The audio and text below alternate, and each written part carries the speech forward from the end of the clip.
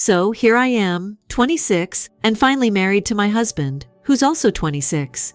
We've been together for 6 years, and though I dreamed of a beach wedding, we ended up having an intimate ceremony at his aunt's farmhouse. This wasn't what we originally wanted. We both loved the ocean and spent many of our happiest days on the beach. The dream was always to get married there, our special place. For years, I saved for that beach wedding. I work in advertising and make decent money, and my husband and I have always lived modestly, setting aside funds to build a future together.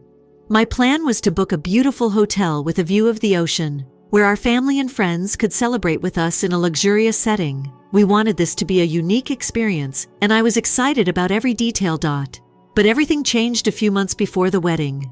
My parents asked me to help out financially. My brother, who's 24, had just gotten married quickly after a short 2-year relationship. Their wedding was simple and low-key, with just family and close friends, but I was genuinely happy for him. We weren't close, but I wished him well. Then, out of nowhere, my mother reached out to me in distress. She claimed my father was very sick, suffering a severe bout of diabetes, and desperately needed a specific imported drug that their insurance didn't cover. She asked to borrow $115,000 for these supposed medical expenses. Concerned for my father's health, I didn't hesitate to help, transferring the money without asking too many questions. I visited them often, but something didn't feel right. My dad was always in bed, but didn't look seriously ill. Every time I asked to see medical reports, my mom dodged the question. One day, I suggested that my dad stay in the hospital where he could receive round-the-clock care. She brushed it off, saying it wasn't necessary, but insisted on the urgency of this unusual drug, imported and not covered by insurance.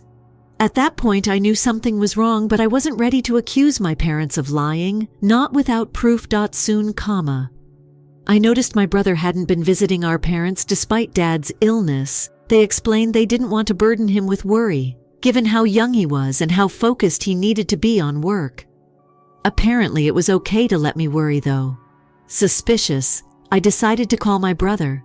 To my surprise, he was away on his honeymoon, a lavish trip that our parents had failed to mention. They hadn't told me anything about it, and my brother hadn't posted anything online, so I had no clue he'd left. When I confronted him, he told me they were traveling across Europe, staying at expensive hotels, dining at high-end restaurants, and planning extravagant shopping sprees. My suspicions were confirmed. My parents had used my wedding fund to pay for his honeymoon, not some medical emergency. After that call with my brother, I felt like I'd been punched in the gut. The money I had saved over years, money meant for my wedding, was funding his dream honeymoon. I couldn't believe my parents had concocted a whole story about my dad's health just to get their hands on that money. It was painfully clear that there was no medical emergency. They'd made it all up to make sure my brother could have a luxurious honeymoon he couldn't afford on his own. I wanted to give them a chance to explain. Maybe there was some misunderstanding. So I went to my parents' house to confront them directly. I barely got the words out before my mother admitted everything. She told me they'd lied because they knew I'd never give up that amount of money for something like a honeymoon.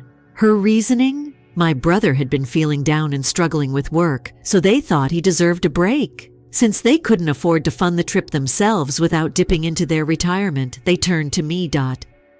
She said they'd planned to pay me back eventually. The excuse she gave still haunts me. You're young, you're earning well, and you have plenty of time to make the money back. Your brother needs this now, and he doesn't have the same luxury of time or savings as you do. She even had the nerve to tell me that, since I was willing to help with a medical emergency, I should see this as similar. A family need, just of a different kind. I couldn't wrap my head around what I was hearing. I had spent 5 years scraping, saving, and sacrificing just to fund my wedding, only for them to give it all to my brother. I wasn't ready to give up on my dream wedding just because he was struggling. I made it very clear that they had to pay me back before the wedding. I'd already planned with my husband's family to split certain costs, but I needed my savings if we were going to have the beach wedding I'd envisioned. To make things worse, my parents had always told me they couldn't afford to pay for both my college education and my wedding. I chose college, determined to fund my wedding myself. But when I asked my brother if they had ever given him that same ultimatum, he laughed in my face, like I'd asked something absurd. The favoritism was obvious, yet I kept my mouth shut, thinking it would be pointless to bring it up. When I reminded my parents about their promise to pay me back in time for my wedding, they shrugged it off, claiming there was no way they could give it back to me all at once. Apparently, I just had to understand that family is more important than money. They even had the audacity to say that if I could give up the money for Dad's health, I should be willing to let it go for my brother's sake too, to keep him from slipping into depression. The real kicker? My brother wasn't depressed. He was just terrible at his job and never took it seriously. He worked in sales, so his income depended on commission. His lack of effort meant he was earning barely anything. But instead of facing the reality of his situation, my parents pampered him. He was struggling only because they'd spoiled him, giving him an excuse for every failure. Now his struggle was more important than my wedding dreams? I begged them to understand how much this wedding meant to me, but all I got was more excuses. They told me to either cut costs or ask my husband's family to contribute more. I left their house feeling shattered and betrayed, my last bit of hope gone. My husband, who had been waiting for me at home, could see the pain on my face immediately. When I told him everything, he was livid, even more furious than I was. He suggested getting a lawyer involved, but there was no paper trail or proof of our agreement. Every discussion had been verbal. We both knew a lawsuit would be a waste of time and money. Instead, we had to rethink our wedding plans. The morning after I posted those wedding pictures, I woke up to a series of missed calls and messages from my parents and brother. They'd seen the photos and were furious. Somehow, they discovered that I'd gotten married without inviting them, and now they demanded to know why. Honestly, I couldn't believe they even thought they'd be invited after everything that had happened. When I finally answered, my parents immediately started yelling, going on about how insulted they felt for being excluded from such an important event. My mom was on the edge of tears, accusing me of being cruel, while my dad chimed in about family loyalty and how I was ungrateful. To make things worse, my brother was there too, adding fuel to the fire, calling me dramatic for shutting them out over a little misunderstanding. I took a deep breath and told them exactly why they hadn't been invited. I reminded them that they'd lied to me, taken my wedding fund under the pretense of a medical emergency, and then used it to pay for my brother's honeymoon. They'd betrayed my trust in one of the worst ways possible, and I didn't need that kind of negativity at my wedding. I told them that, in my mind, they'd forfeited their right to be a part of my life's biggest moments the minute they lied and put my brother's happiness above mine. My mom tried to argue, insisting they'd always planned to pay me back someday. But that only made things worse. I told them I wasn't interested in someday.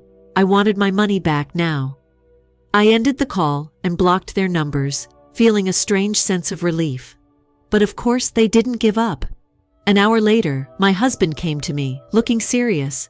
Apparently, my brother had tracked him down and started bombarding him with messages, accusing me of destroying the family and demanding that my husband talk some sense into me. It didn't stop there.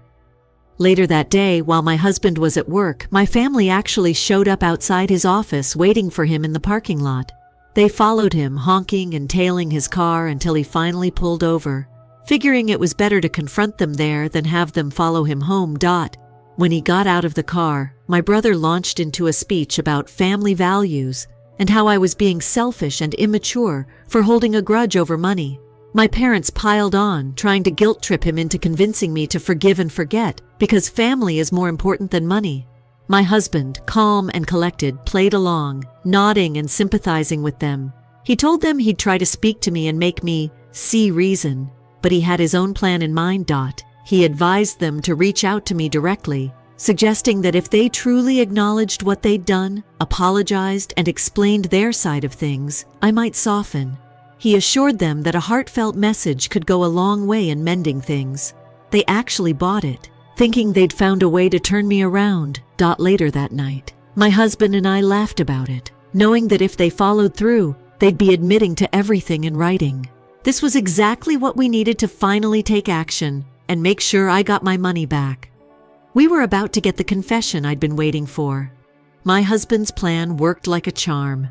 The very next day, my parents and brother sent me an email, laying out everything in detail. They confessed to borrowing the money for my brother's honeymoon, admitting that they hadn't told me the truth because they feared I wouldn't give it to them otherwise. They insisted they'd intended to pay me back someday, but pleaded for understanding, hoping I'd eventually forgive them. The email was everything we needed. My husband immediately forwarded it to our lawyer, and we began the process of getting my money back. I'd worked so hard to save that $115,000. Every late night, every sacrifice, every careful choice, to build a future with my husband. Now, I wasn't about to let all that hard work go to waste, because my brother wanted a lavish honeymoon, and my parents thought he deserved it more than I did. For the first time in years, I felt like I was standing up for myself against the unfairness that had always been there.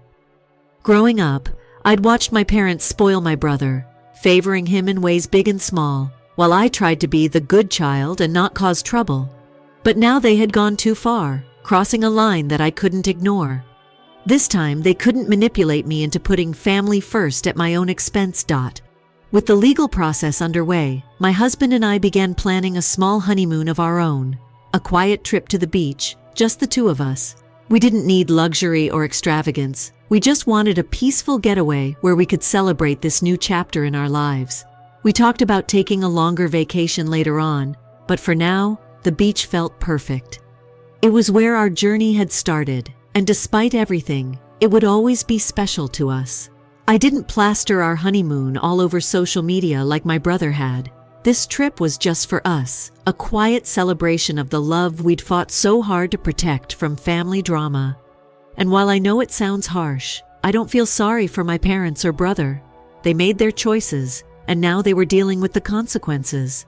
It was sad that it had come to this, but I felt strangely at peace. As for my family, I haven't spoken to them since. My mother and brother tried to reach out a few more times, but I ignored every attempt. This was my boundary, and I intended to hold firm. They stole from me, they lied to me, and they showed me exactly where I stood in their priorities. I wasn't going to keep letting them treat me like an afterthought. Looking back, I realized this whole experience taught me something valuable. I deserve respect, and I deserve the right to set boundaries when people cross lines. The beach, the farmhouse wedding, the journey to getting my money back. All of it was a reminder that sometimes standing up for yourself means letting go of people who don't treat you right. Even if they're family. Now, with my husband by my side, I'm moving forward. We're building a life based on love, honesty, and respect, and I couldn't ask for anything more. Story 2. I filed for divorce after discovering my daughter wasn't mine, but my mother and sister supported my unfaithful wife. Okay, I'll simply start working on it.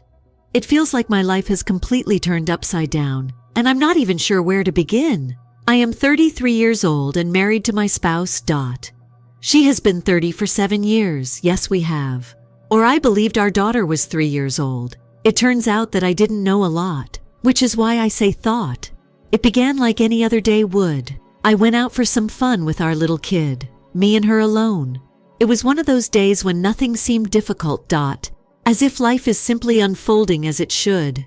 When we return, I'm lounging on the couch and already planning our plans for tomorrow. My wife then enters. She takes a seat next me, acting strange yet kind of close. I reasoned that perhaps she needed to chat or had something on her mind. So, what's going on? It's difficult to convey the expression on her face. There's something heavy there, and her eyes are watering, yet she's not quite depressed. She then simply blurts out, "I have something to share with you. It's also large." My stomach gets constricted at that point. I wonder whether anyone is ill. Her parents. What happened to them? What's happening? I wait, partly anticipating something terrible as she is silent for a moment. But her final statement really gets to me. I wasn't prepared. She claims that our daughter, the little child I have cherished and reared since her birth, is not hers. Simply dump it in that manner. At first, my mind was already attempting to come up with a response, but nothing was clicking, so I don't believe I even comprehended what she was saying. My intellect seemed to be frozen. However, she persists, and things worsen. She tells me that just before she found out she was pregnant, she had a brief affair with a guy from the gym, and he reportedly left as soon as he realized there was a child involved. She is now crying uncontrollably as she says it, apologizing profusely and claiming that she never intended to harm me and that she made a mistake because she was at a loss for what to do. I don't actually see her anymore. I simply sit there and stare at her. I'm looking at this individual. I believed I knew this woman better than anybody else. Additionally, she seems unfamiliar. I can hardly feel anything save this constriction in my chest and my hands.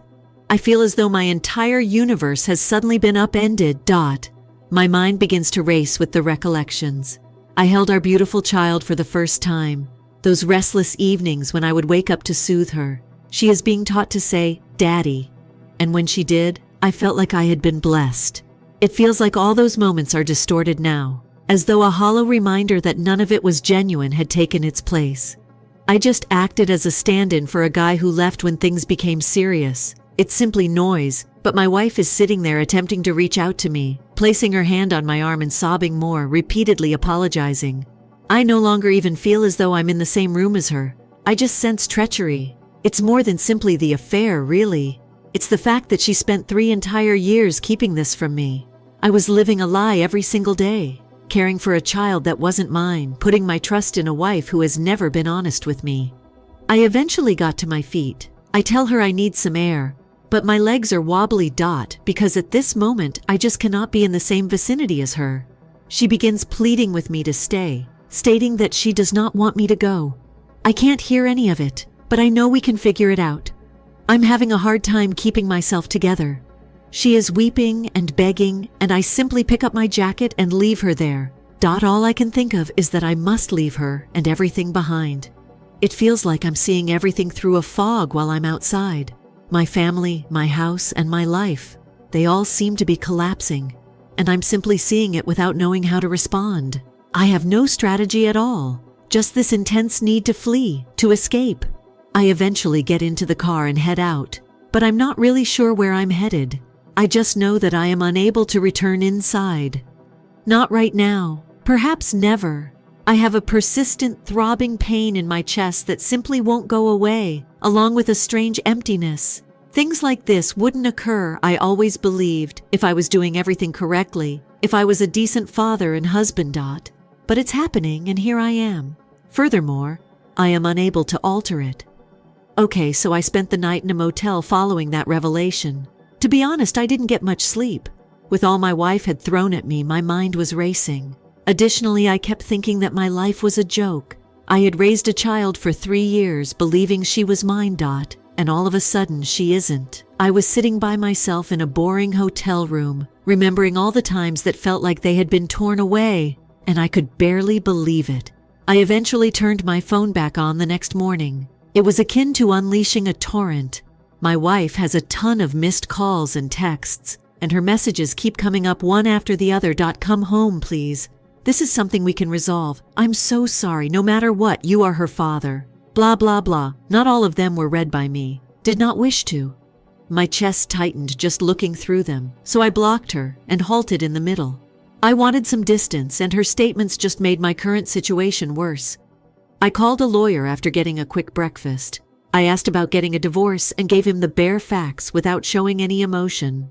I liked the man's empathy as he guided me through the first stages. I couldn't picture myself remaining in that marriage, even though I knew it would be difficult, particularly with the child involved. Not after her actions. I also informed my manager that I needed time off over the phone.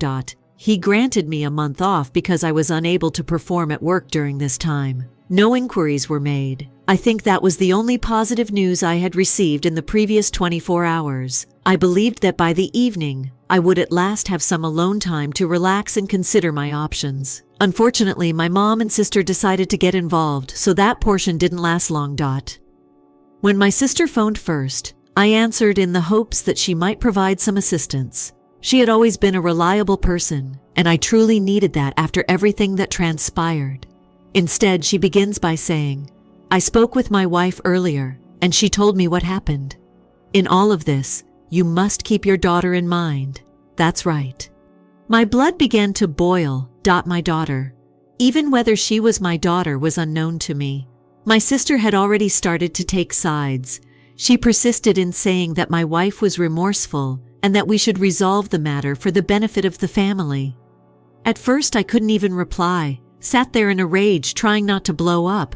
I mumbled something like, "Do you even get what she did?" When I finally spoke, she spent years lying to me. How am I meant to simply ignore that? However, my sister persisted. She continued by saying that although she was aware of my hurt, I needed to consider the wider picture. She said that no matter how she got here, I had a duty to this child. I hung up after telling her I didn't need a lecture. However, my mother called shortly after, and the conversation was essentially repeated. My mother took it much more personally. She stated that she is a member of this family and that we have all grown to love her. The entire betraying issue didn't bother her either. She apparently believed that my desire for a divorce was overly dramatic. My wife refused to listen when I attempted to convey how terrible it was to discover that she had been lying to me from the start. You are her father in every aspect that counts, according to my mother. Because biology doesn't alter that. She went so far as to accuse me of being self-centered and failing to consider my kid. As if nothing had changed, my daughter. As if the fact that she is not mine were a little issue that I should ignore. My mother began to heap on the guilt, threatening to disown me if I proceeded with the divorce. It hurt, and to be honest, that made me even more angry. I felt like the only rational person in this chaotic circumstance as I sat there in quiet, simply soaking it all in. As if my suffering were an afterthought, my own mother was siding with my wife, disregarding years of devotion. It seemed as though nobody gave a damn that I had been deceived for years and that my whole world had been a lie. All of them were overly preoccupied with the concept of family and a child who, as it turns out, isn't even my biological child. I was crying inside about the whole situation. I knew I needed to go after hanging up with my mother. I gave my best buddy a call and asked if I could spend some time staying at his house. He simply told me to come over without even thinking. That was the first genuine help I had experienced since everything went so wrong. And that was a relief, to be honest. After packing a few items, I got into my car and headed to his house. I was able to lower my defenses once I arrived at my friend's residence. I didn't have to act as though nothing was wrong. I didn't have to listen to people constantly urging me to think about my baby or figure it out. All my pal and his spouse did was listen. They didn't pretend like this wasn't a huge problem or try to get me to forgive. I felt as like someone truly knew what I was going through for the first time in days. Things became much more disorganized a few days later. In a lengthy text message, my mother essentially threatened to never forgive me if I proceeded with the divorce. She continued by saying that the family would be destroyed if I abandoned my kid. Similar remarks were made by my sister, who said that I was being callous and failing to consider the child's needs. They all seemed to have forgotten who had been deceived in this situation. The speed at which they had united behind my wife and made me feel like the bad guy for even thinking about getting a divorce astounded me. The person who had to deal with the shock of discovering that my life was a fiction was the one I had lied to. Despite this, they were portraying me as the villain. It was more than I could handle. I responded to my mother's SMS by stating that I was perfectly entitled to go and that it was unjust of her to put me through this. I assured her that I would not desert anybody. The day my wife chose to cheat on me and then lie about it for years, she had already left our marriage. Her next response was succinct and icy, so I don't believe she took it well. Simply said, "Do what you want. But when you discover how wrong you're doing it, don't come to us in tears." It was painful. However, I also had a strange sense of relaxation. All right, if this was the cost of defending myself, I reasoned that when I cut off communication with my mother and sister, things would subside, and perhaps I would have the time I needed to sort things out. However, they seemed to be doubling down instead. Even though I was already having trouble keeping myself together, it seemed like they had decided that I needed to be healed and weren't going to stop. My wife must have received the divorce papers a few days later, which sparked a whole new round of trouble. The calls and texts resumed, not just from her, but also from my sister and mother. My phone was exploding with texts telling me to prioritize my family and to avoid making snap judgments. It didn't stop. After that, my mother wrote me a lengthy text message outlining all the things she believed I was doing incorrectly. Even though the child wasn't biologically mine, she advised me to be a good spouse and parent. She said that family is more than just genetics and that this was my opportunity to demonstrate true strength. She specifically said that while anybody may go, a true guy remains and addresses the problem. To be honest, I was in awe. I had always believed that my mother was on my side, but now she was essentially branding me a coward for wanting to leave.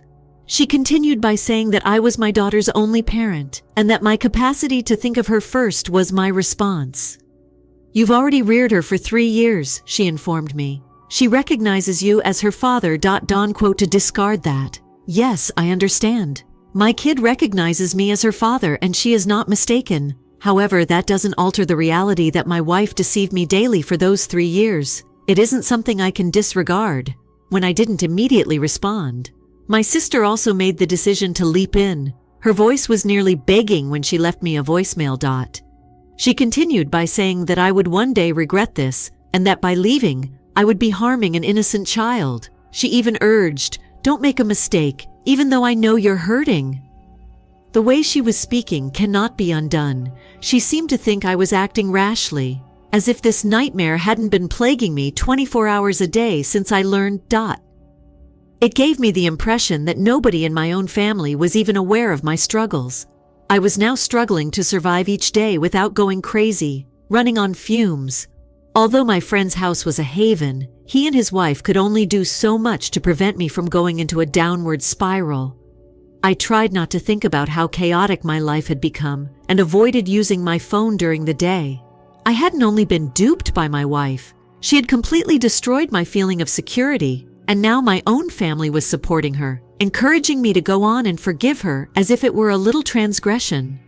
One night after everything had been calm for a while, I relaxed and looked over my texts. My wife had left a long one, or at least pretended to, spilling her heart out. She stated she never wanted to lose me, that she was sorry for everything, and that she would stop at nothing to make things right. She even had the audacity to admit that she had been too afraid to inform me sooner out of concern for my feelings. The irony, correct? Because I could no longer ignore the anguish. It was suddenly all consuming. She said that I was the only father our daughter had known, that we should remain a family, and that we could find happiness once more. The tone of her voice. You would believe that we had a small disagreement. She hadn't been deceiving me for years. In fact, she wrote, "If we work together, we can overcome this." As in, really? She believed that after everything, I could simply move on and act as like nothing had occurred. My stomach turned after reading it. I didn't respond. I was unable to. There is nothing I could say that would even begin to express how I felt. She seemed to assume that I would be a kind, understanding man who could handle anything. However, I wasn't. I'm simply an ordinary person who was taken by surprise. And I was furious beyond belief. My mother phoned me again the following day and I answered. I promised myself that I would remain composed, but I exploded when she began to say her standard spiel about considering the wider picture. I told her how betrayed I felt, how it had seemed like I was living in someone else's life every day ever since I found out, and that I wanted her to finally see my side. Mom, I'm the one who was cheated on, I told her. For years, I have been the one who has been deceived daily. Could you even attempt to view things from my perspective? She refused to stop, though. She continued emphasizing that everyone makes errors and that life isn't always clear-cut. She seemed to know the answer to every question I asked, a rebuttal to each bit of suffering I attempted to describe. Then she revealed this treasure. For one error, you will ruin your marriage and a lovely family. I lost my temper at that point. It wasn't a single error, I informed her. It was a series of falsehoods, one after another. And I had had enough of everyone acting like it didn't matter. I informed her that I was beginning to think that my own family was more concerned with maintaining harmony than with my plight. On the other end, I could hear her sigh like if I were some obstinate child who would not listen to reason. At last she responded, "Okay, do what you want, but if you keep excluding people, don't expect us to support you." My own mother seemed to be drawing a line in the sand, and it felt like a smack in the face. I didn't say goodbye as I hung up. As I hung up, I experienced a strange sensation of relief together with a profound sense of emptiness. It was evident that my mother and sister believed that family meant maintaining order at all costs, even if it meant denying my suffering and acting as though nothing was wrong. They didn't understand and might not in the future. The truth of it struck in as I sat there by myself. My family supports my wife despite her infidelity. The pressure to stay that they were applying to me. It was not going away. I was fighting this battle alone, and it was going to be a long, unpleasant one. However, I would rather be alone myself than continue to live in deception. Okay, so after avoiding her for weeks, after avoiding my mother's guilt trips and disregarding my sister's voicemails, I ultimately concluded that I had to meet my wife face to face. I couldn't understand why she did it, and it was eating me up. I don't understand how she was able to deceive me for years. I had questions and I might not receive the answers I sought, but until I attempted, I was unable to proceed. I contacted her to ask her to meet me at a local cafe. I wasn't prepared to return home, not after all those memories. She wasn't at my friend's house either. This coffee house had a sufficiently neutral vibe. I arrived early and found a corner table where we would be somewhat private but not totally alone. I was accompanied by my friend and his spouse, who sat a few tables away in case I wanted to leave or if things became hot. I didn't really care that she looked exhausted as she stepped in, like if she hadn't slept for days. When she looked around the room and saw me, there was a brief moment of optimism in her eyes, as if she believed that we were going to make amends, or that I was going to admit that I had changed. I was immediately irritated by it. Did she truly expect that since she had sobbed a couple times, I would come running back? Because now she felt bad? Incredibly so. She smiled sadly as she sat down across from me. I interrupted her before she could even begin to apologize. "You did it, but why?" I inquired, direct to the point. A sob tale wasn't why I was there. Just the truth? However harsh it may be. She inhaled deeply while examining her hands, which were twitching with her wedding band. Finally, after what seemed like an eternity, she began to speak. She added, hardly raising her voice above a whisper, "It was a mistake. I was just, and he was handsome, I'm not sure. I was feeble." Her nonchalant demeanor, as if she had stumbled over a crack in the sidewalk or something, nearly made me giggle. "So you decided it was worth throwing everything away because he was attractive? That's all." What I was hearing was unbelievable. She wasn't even attempting to provide a more profound explanation. Simply put, appeal. When she glanced up, I could tell that she was attempting to gauge my level of sympathy. Okay, so I was afraid. Now she spoke rather defensively. None of this was something I planned. It simply occurred. So disgusted, I shook my head. "You didn't intend to cheat then?" "However, you did. Furthermore, you had no intention of lying to me every day for 3 years. However, you also did that. Did you intend to keep this a secret forever, or when were you going to tell me?" Evidently unprepared for the inquiry, she stuttered. I'm not sure. That's not how I thought about it." I pondered. I reasoned that if I said nothing, we might simply be content and move on. In the midst of the cafe, I had to suppress the temptation to shout. She believed that she could deceive me for as long as she wanted, and that it would somehow make her happy. It was incredibly self-centered. I had the impression that I was speaking to someone who was incapable of understanding the harm they had caused, as if she were in an other universe where her behavior was irrelevant. "That's it then?" I leaned back in my chair and asked, "You believed it was better to hide this from me, that I reared a child who isn't even mine, and you just keep acting like a happy family." She began to reach across the table as tears welled up in her eyes. However, I stepped back, putting a halt to her.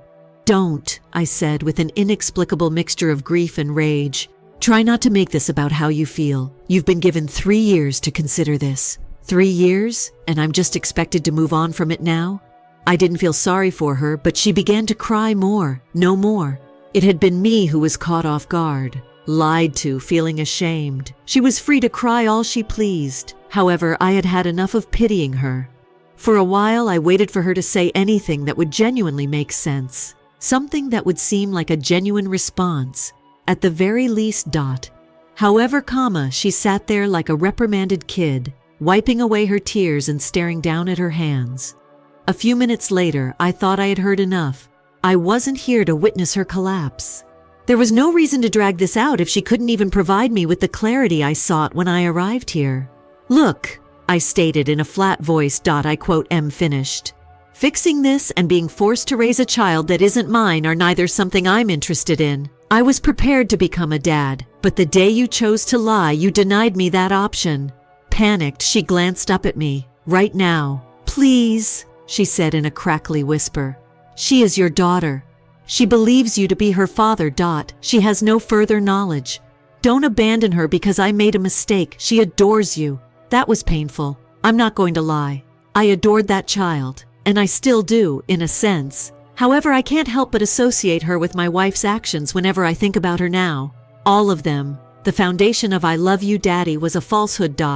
Even though it was painful, I knew I had to leave. I wouldn't be acting out of genuine affection, but rather out of duty. And neither of us is treated fairly by it. She will always be important to me. I spoke, attempting to maintain a steady tone. "But this isn't how I can live. That was impossible because of you. You will now have to cope with the consequences.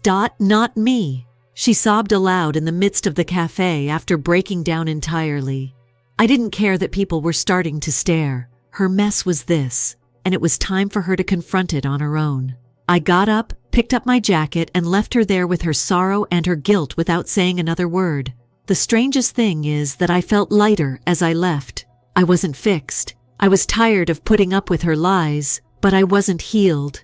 Following the meeting, I returned to my friend's house where I had been spending the majority of this time. I didn't feel like talking when he inquired how it went. I just informed him that it was over. He got it. Didn't ask me specifics. Simply said, "Well done, dude." That required bravery, and we stopped there. I made it my goal to keep moving forward in the days that followed. Basic tasks like rising, eating, and occupying myself. Grand gestures of healing or moving on didn't appeal to me. I wasn't prepared for it yet, and those things felt false. All I wanted was to feel like myself again, even if it was just somewhat. I had a few more meetings with the lawyer to conclude the divorce processes, which were already in progress. Those meetings were, to be honest, a haze. It seemed unreal, working out the specifics of a life I believed I would live forever while seated in a lawyer's office. I was reminded of how much I had lost of the family I believed I had, but never had whenever he brought up custody or financial commitments.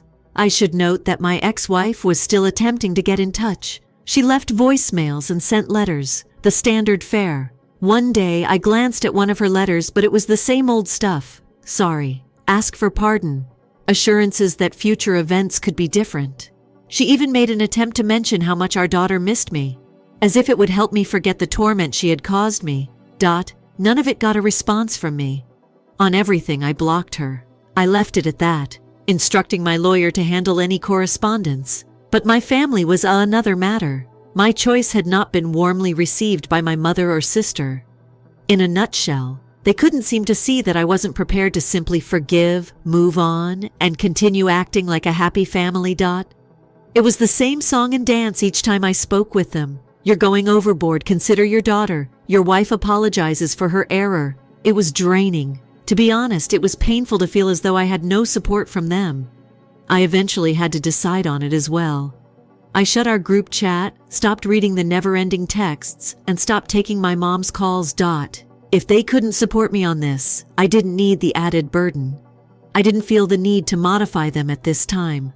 Silence seemed like the wisest course of action. But even when the strain of my family was relieved, I couldn't get rid of this anguish. It was more difficult than I anticipated to let go of the notion of becoming a father.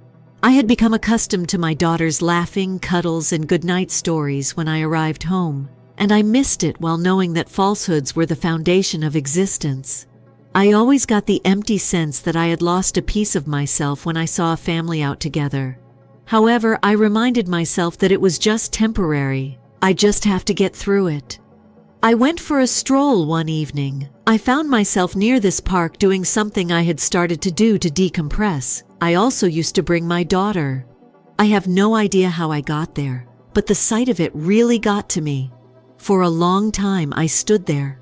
Observing parents with their children made me feel as though I had been excluded from something that I believed to be mine.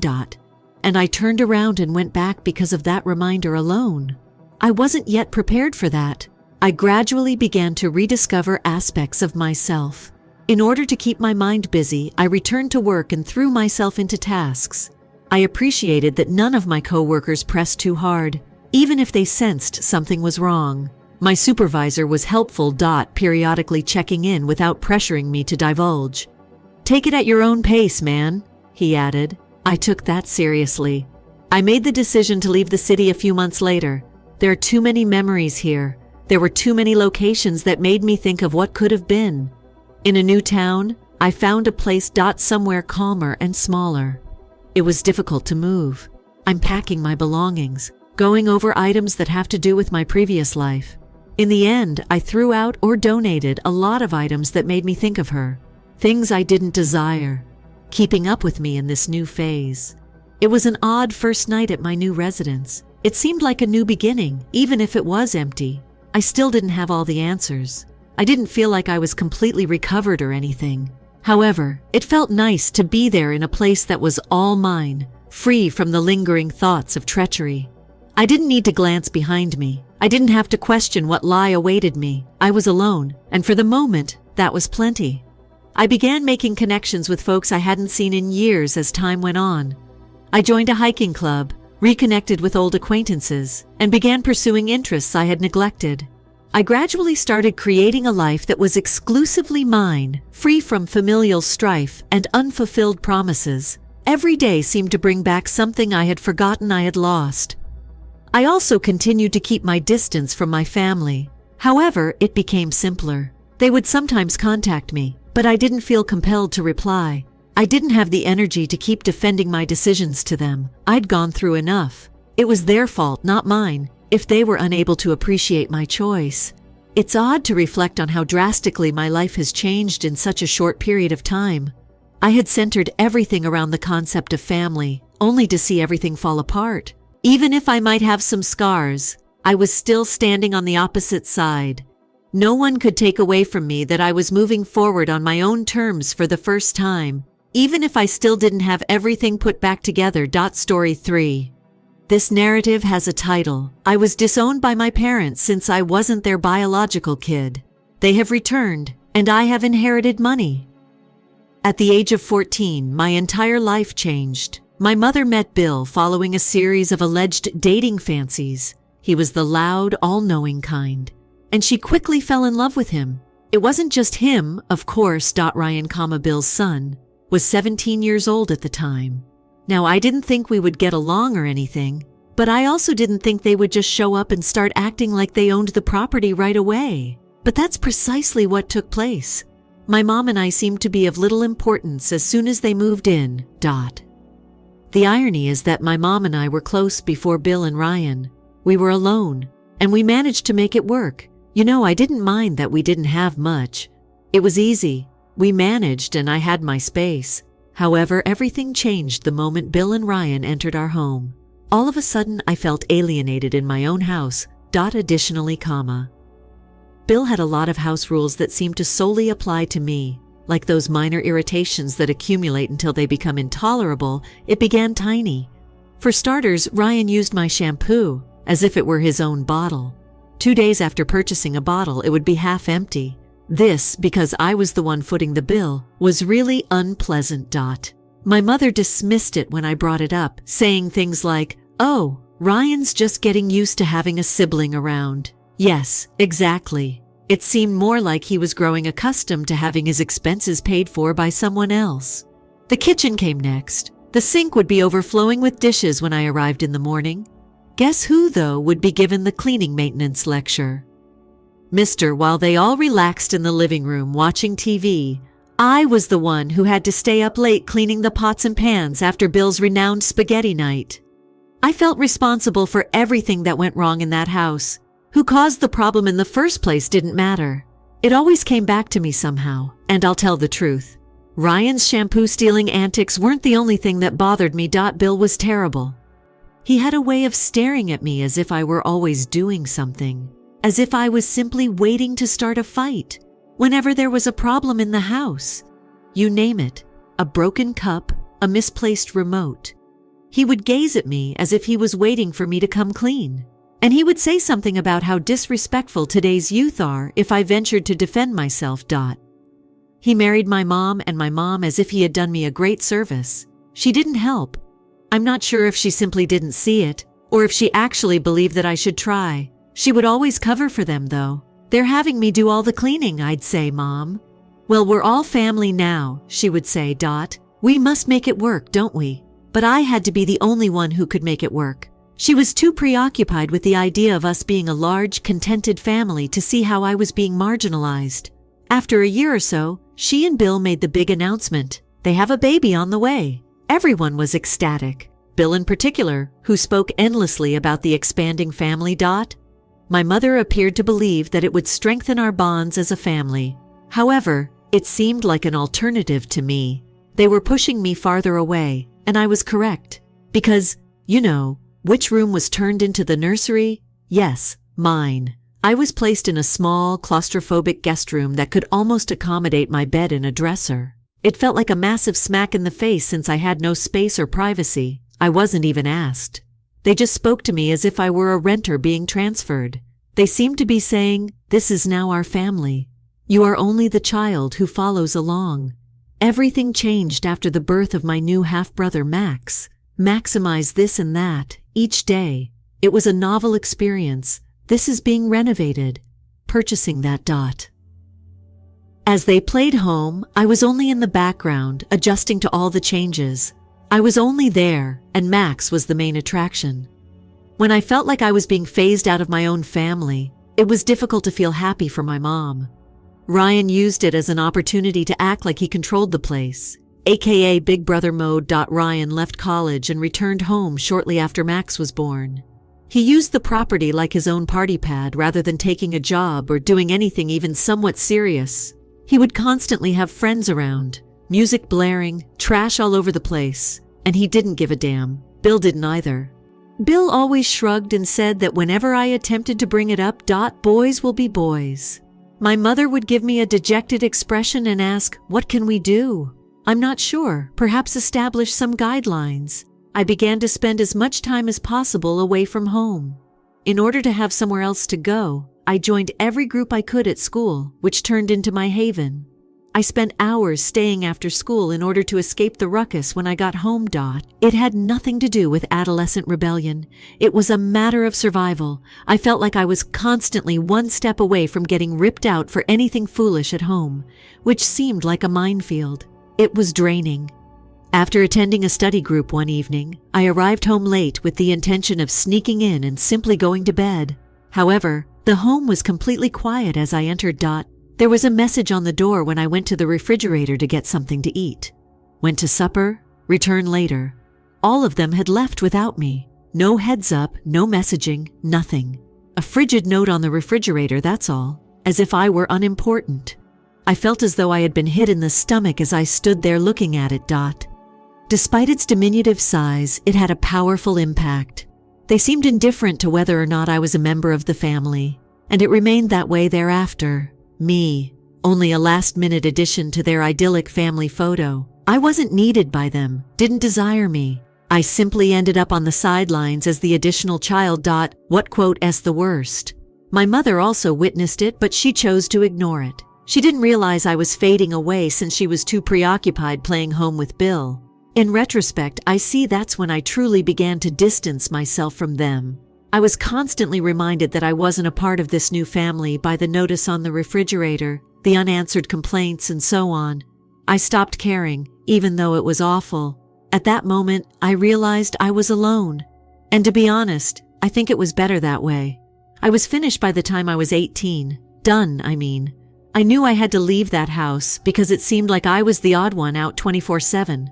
In the hopes of earning enough money to rent an apartment near university, I had been saving every cent from my part-time work.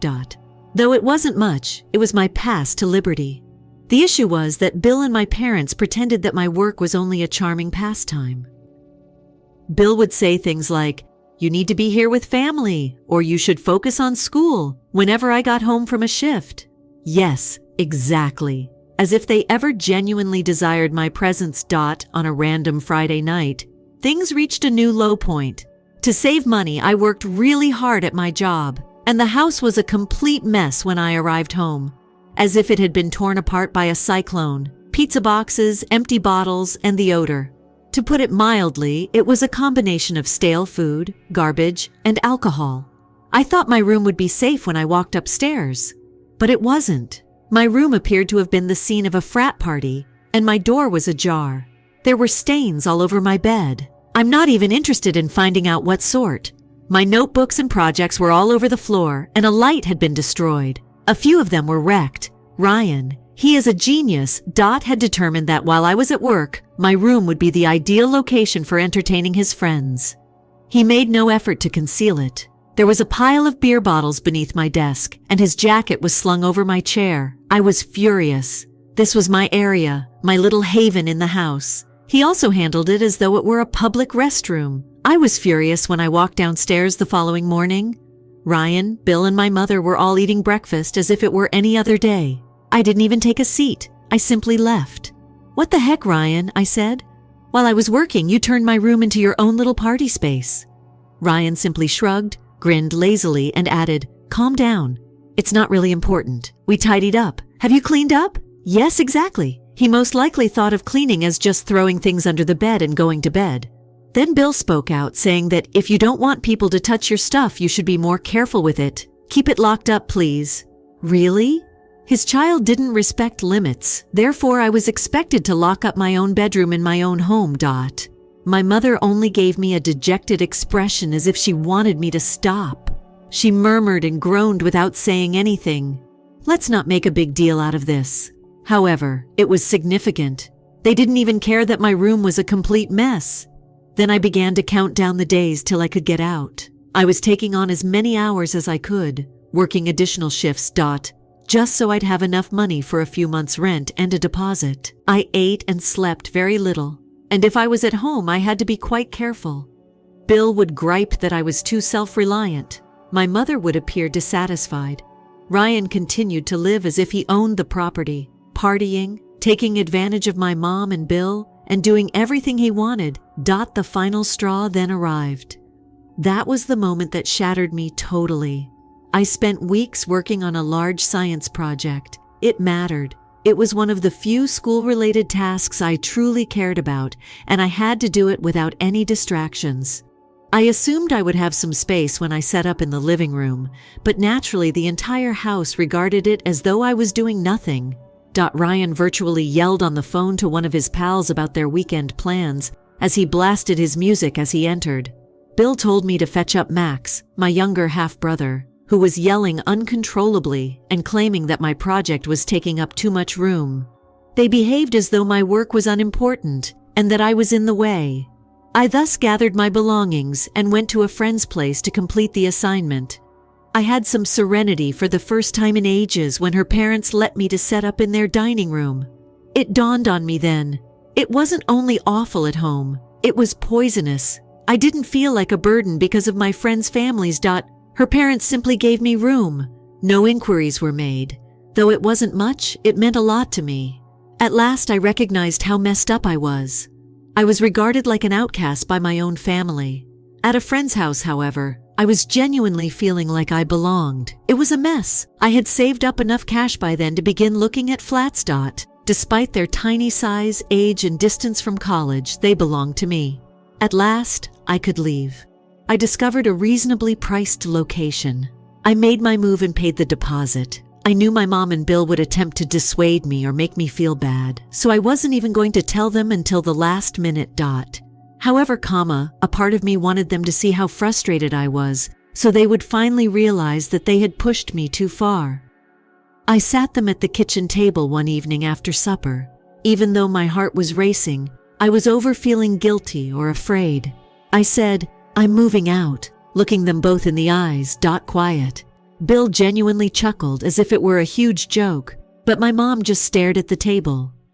"You think you're ready to live on your own?" he said, shaking his head. "Here, you hardly know how to control yourself." It hurt. However, I kept it to myself. I merely mentioned that I located an apartment and that I had saved up enough money to pay the first several months' rent. I am prepared. Bill went on to accuse me of being ungrateful, selfish, and of deserting my family. He went so far as to say that Max admires you, as if that was meant to keep me bound to this poisonous mess, you know. In contrast, my mother would constantly murmur things like, "You'll regret this," and "family sticks together." I wasn't moving, though. That night, I packed up everything I owned. While I was packing, my mother once stopped by my room and offered me some of the old pots and pans in an attempt to strike up a conversation. We hardly discussed anything substantive. She seemed incapable of acknowledging that this was indeed taking place. I was ready to depart by morning, and I had a mixture of relief and grief as I went out that door. Even though it was challenging, I knew I was acting in my own best interests. After I eventually secured my new apartment's door, for the first time, I had a strange mixture of anxiety and liberation. I could breathe without caring about Ryan's mess, expenses, or emotions. I was free to come and go, eat whenever I chose, and simply be. It was a difficult first night. The space seemed small and the quiet was odd. However, I gradually became accustomed to my surroundings and came to the realization that I was at last free from the ongoing tension of that place. To be honest, I'm delighted I reached my breaking point at last. That gave me the motivation I needed to leave my so-called family and begin living my own life. I believed that things would improve when I moved out. In a sense, they did. I was at last free of the whole thing, the drama, and the continual accusing. I had been enduring the "you're not really one of us" sensation for years. Even though I was juggling job and school and living money to paycheck in a small apartment, at least I was doing it as I wanted to. No more Ryan destroying my belongings. No more bills, no more responsibility lectures, and no more icy looks from my mother when I didn't go out of my way to please them. However, I suddenly receive a call from my mother. It had been months since she had contacted me. Not a "hello, how are you?" or simply a simple, "Are you still alive?" I realized then that something was wrong. I assumed she wanted something as soon as I saw her name on my computer.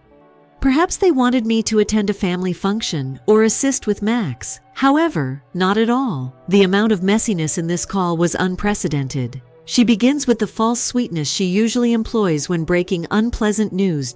A's like I wouldn't see through it. She said, "Hey honey, I just wanted to check in." As though following some awkward small chat. We had been speaking every week. She doesn't mince words. Bill has so been considering his will. She begins to ramble on as if she's counting on me to explain everything. Even though I already had a horrible feeling about the direction this was going, I just remained mute and waited for her to continue. She then explains nonchalantly that since Ryan and Max are his biological children, he has determined that it makes the most sense to give everything to them. She says this as if it were the most sensible, rational thing ever. I simply nod and say, "Oh yeah, of course." To be honest though, I couldn't speak. Even though I didn't anticipate hearing much from Bill, it still struck me when he said it that way. The final nail in the coffin, as it were. This was the last message after years of enduring their nonsense. They didn't truly consider me family. After inhaling deeply, I said, "Okay, sure, if that's what he wants." I was angry on the inside, but I spoke calmly. The money wasn't even the main factor. It was the fact that after all those years of sharing a home, I had endured their stupidity. I was still viewed as the outsider, the extra kid. "You know, it doesn't change how we feel about you," my mother said in an attempt to diffuse the situation. The fact that they informed me plainly that I wasn't family when it mattered wasn't important. This was all about feelings. What truly irritated me was my mother's attempt to pretend that this was only a small family report and that she was only giving useful info. I wanted to let her know how broken things were and how painful it was to be dismissed in that way, but I knew it wouldn't make a difference. They were just like this. The man who didn't want me around was Bill. My mother and the golden kid, Ryan. She's too preoccupied with her new spouse to be concerned about her own child. Then I remained even farther away. I didn't check in or visit. I was concentrating on living my own life and trying to stay afloat. Every cash I had was earned through hard effort. I was living off of instant noodles, working 2 jobs, attending school full-time, and doing my laundry at the laundromat. I didn't owe them anything, and although it was difficult, it was my life. Together with individuals who genuinely cared about me, I began creating my own family, those who did not consider me an outsider. I will always remember the day I received the call regarding Uncle Steve's inheritance. My mom lay out that whole, and I hadn't spoken to her in a few months, not included in the will. Whoa. I had been trying to make ends meet ever since, without worrying about them or their dysfunctional family. To be sure, I wasn't anticipating any shocks. I was really taken aback when this lawyer called me and gave me news about a man I had never heard of. "I'm talking to Emma Turner," he inquired, completely professional. His tone caused me to pause, even though I was on the verge of hanging up, assuming it was some hoax. "It's Emma here." Already skeptical, I answered. Then he lets it fall. "I'm contacting you in reference to your uncle Stephen Turner's estate. I regret to notify you that he died away not long ago." Uncle Steve and I were hardly acquainted. He was one of those distant family members you only see on special occasions. Rarely, but once. I mean, I couldn't even recall our most recent conversation. Back then, I believe I was still a child. Thus, learning of his death. Yes, it was depressing, but I wasn't very affected. The lawyer's next statement really got to me. "Uncle Steve left me everything in his will," he continued, "like everything. I should inherit his estate, the man I hardly knew had determined." I initially believed that I had misheard him. I simply stood there, gripping my phone, mentally reciting everything he had said. I apologized. "But did you mention that I was left in charge of everything?" "Indeed, Emma. He attested to the fact that you were your uncle's only beneficiary. He clarified that Uncle Steve didn't have children, didn't have a strong relationship with any of the other family members, and had obviously thought I was valuable. I quote, "Am not sure." It seemed unreal. "Uncle Steve's estate wasn't just a small amount either," he said. "Over the years, he had amassed a sizable fortune. We are discussing a home, a substantial trust money, and some investments. All of a sudden, I was no longer barely making ends meet.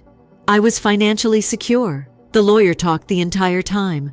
I simply couldn't believe it, attempting to comprehend what I was listening to. I had questions, but I was at a loss as to where to begin. Why me? What did Uncle Steve find so thought-provoking in me? Yes, I want to dedicate my life's work to that individual.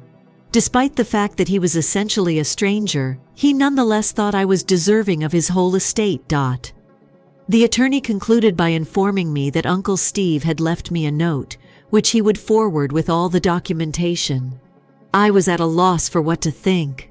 I was just a random kid who had been abused by my so-called family and knocked around in life, and now I was going to receive everything from an uncle I hardly recognized. I kept it all to myself at first. I kept it a secret, especially from Bill and my mother. I was fully aware of how that would turn out. With the speed of a bloodhound, they would find money and rush to re-establish contact. Alternatively, guilt-trip me into telling them. Secrets like that, however, are quickly revealed. People immediately began to learn about it.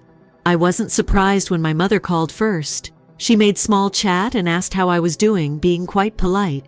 She then cut the charade and came right to the subject. "I have learned about the inheritance of your Uncle Steve." Trying to sound informal, she said. "Honey, that's a lot of responsibility. Max's health is what it is, with his school fees and expenditures. We are in dire need of assistance." I simply listened, allowing her to express herself. She continued by talking about how families help one another, adding all the standard lines. When I was younger, she used to coerce me into doing things. Even though I could feel my temper rising, I controlled it. When her pitch was finally complete, "Mom, I'm not giving you any money," I informed her. It quote, "S as easy as that." After a little period of silence, she erupted. She accused me of being self-centered and said that I didn't value everything that she had done for me. "Without this family, you wouldn't have anything." She lost her temper. It was crazy. An inheritance I had inherited from a man she hardly knew and most likely didn't even care about was being claimed by her. I sat there feeling completely numb after hanging up, since the whole thing was crazy. Until recently, they had not cared about me at all. However, they became family the moment they smelled money. Over the next 3 days, my phone exploded. In this lengthy message, Bill accused me of being unjust and causing the family to fall apart. Ryan even sent me a message implying that he needed some assistance to get back on his feet, acting like we had been close or something. I had had enough of their self-centeredness, manipulation, and total disregard for my limits. I wasn't going to entrust my future to those who treated me like a cash machine, since they hadn't supported me when I needed them. I wasn't sure what to anticipate when Uncle Steve's letter was eventually sent by the lawyer. But the letter really got to me when I read it, Guy. In his letter, Uncle Steve described how he recognized himself in me. He talked about how he had felt alienated as a child and how he respected my self-reliance and willpower. He stated he wanted me to get rid of individuals who didn't appreciate me and utilize his money to build a life I was proud of. He seemed to see straight through all I had been going through, despite the fact that we hardly knew one another. I learned from that letter that I wasn't just fortunate. I was offered the opportunity to finally break out from the destructive cycle that my so-called family had forced me into. Despite his distance, Uncle Steve had recognized something in me, something that didn't even concern my own mother. I had no intention of wasting that. I made the decision to actually take charge of my life after reading his message. I purchased a little property, a simple small home that I could call my own. I had true security for the first time, and I wasn't going to waste it on individuals who were just trying to take advantage of me. I began making plans for the future and prudently invested the remaining fortune. After speaking with a financial expert and organizing my affairs, I began to sketch out the type of life I wanted to lead. Indeed, when they saw I wasn't moving, the calls and texts finally decreased. I have no regrets at all. Uncle Steve inherited freedom in addition to wealth, freedom from those who had never truly cared for me, from manipulation, and from guilt. For the first time, my family's conflict didn't hold me back as I started over. It was difficult to let them leave, but it was essential. I wasn't going to waste the opportunity to live my life as I saw fit. After the entire inheritance fiasco, I assumed that cutting off my mom, Bill, and Ryan would be the last straw. I was ready to completely cut off communication, block them, and lead a peaceful existence. I was finally taking care of myself, had my own apartment, and wasn't constantly checking my phone to see what new demands or guilt trips they could attempt to make. I was finished. At least I believed I was. As it happens, these folks were only beginning. My mother contacts me once more, a few weeks after I cut them off, and declined to give Uncle Steve his inheritance. This time, it's a text rather than a call. Something along the lines of, "Let's meet up," appears. The family has to have a serious conversation. At the end, she even included a small "love you," which, given everything that had transpired, didn't exactly sit well. I was intrigued, though. Perhaps she was prepared to apologize after realizing how twisted up things was. I was entirely too optimistic. Spoiler alert. I so consented to see her, but only in a public setting. We decided on a coffee shop near my new residence, and as soon as I went in, I realized this was not going to be a romantic encounter. Her expression was the same one she usually had when she was about to manipulate me or shame me into doing anything. I realized immediately that she wasn't there to make amends. This would be yet another request. She started right in after a brief conversation in which she hardly inquired about me or my life. Emma, we've all had a really difficult time with Uncle Steve's inheritance predicament. She stopped, staring at me as if she thought I would nod in agreement. I waited for her to get to the point while maintaining a neutral expression. With everything going on, including Max's private school fees, bills, health, and the house needing repairs, she continues, we're having a lot of trouble. I knew where this was headed, so I simply nodded and waited. But she persisted. Emma, your family and your family support one another. We raised you to the best of our abilities, so now that you're somewhat financially secure, it's only right that you assist us. My blood was boiling right now. She was behaving as though they had always been a wonderful, caring family. As if they hadn't been ignoring me, letting Ryan destroy my belongings, and excluding me from plans unless they needed me for something. They were waiting for me to just hand up everything now that I was at last standing. It was unbelievable.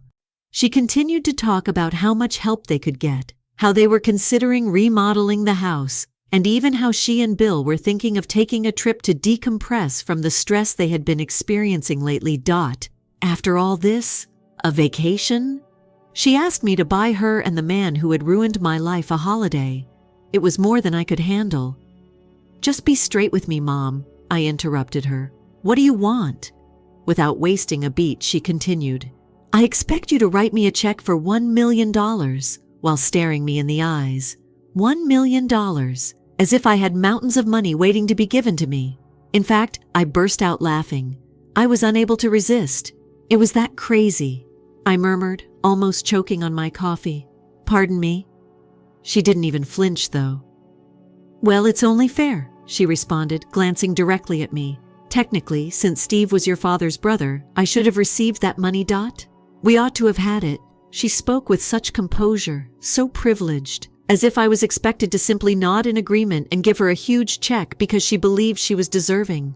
"Mom, I'm not giving you $1 million, I responded, looking her in the eyes. "You won't get any money from me."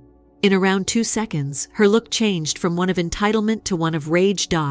She began berating me, accusing me of being selfish, ungrateful, and abandoning my family.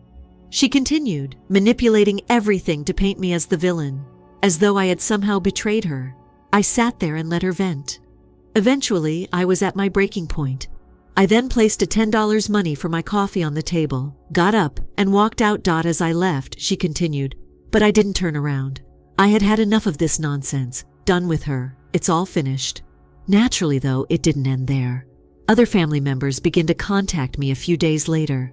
My phone is suddenly overflowing with calls and texts from uncles, aunts, and cousins.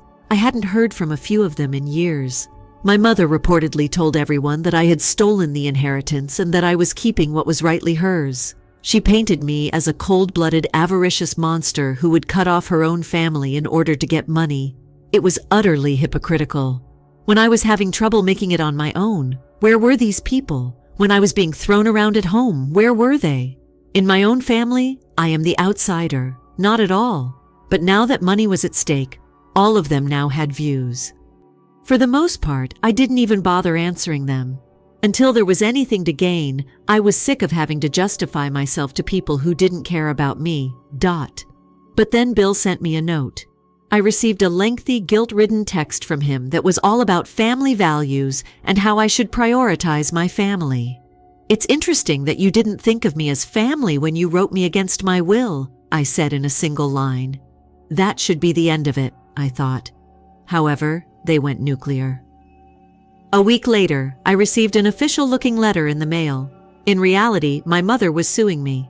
Yes, she had, or at least claimed to have, engaged a lawyer and was attempting to sue me for a just portion of the inheritance. It seemed unbelievable to me. My own mother had no right to bring me to court over money. I was first afraid that I would have to endure a contentious court struggle. However, my lawyer simply chuckled and stated, "This case has no legs," when I contacted him. It became out that her lawyer had no strong arguments and was hardly legitimate. There was nothing on the wall after my mom threw everything at it to see what would stay. The last straw was the lawsuit. They had attempted to manipulate me, guilt-trip me, and even file a lawsuit, all for money they didn't deserve and never earned. I unfollowed all of the relatives who had resented me, blocked their numbers, and simply went on. In retrospect, the windfall represented more than simply financial security. It was a way out. Uncle Steve helped me escape, a means of isolating myself from those who viewed me as nothing more than a salary. I no longer required their approval or their interpretation of family. On my own terms, I had at last achieved serenity.